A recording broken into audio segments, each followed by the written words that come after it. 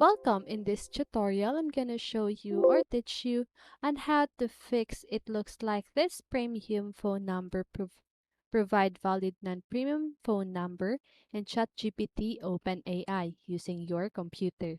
So if you want to know how I did it, just keep on watching. So first of all, there are four ways for you to do to fix this problem. Okay, so I have the list here. So let me just go ahead and open it. So the first way is to just go ahead and add 00 before your phone number.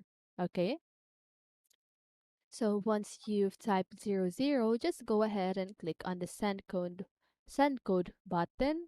And then if this works for you, then that's great.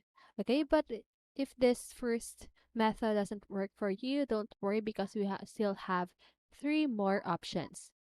So the second one is to I'm sorry, provide non-premium number. Okay, so non-premium number, it means that the person doesn't need to pay when they call or message your phone number. Okay, so now just go ahead and do that if you want to. And the third one is to use your personal number.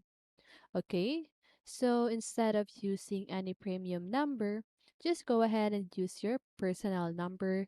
And if you don't have one, just go ahead and ask for your friends or your family, or you can just go ahead and buy another SIM card for you to use in this website. Okay, and the last option that you can do is to just go ahead and contact OpenAI customer support.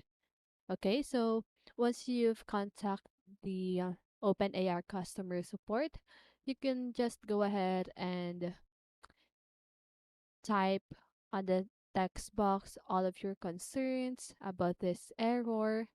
And then once you've submit your concern, just go ahead and wait for their response, okay?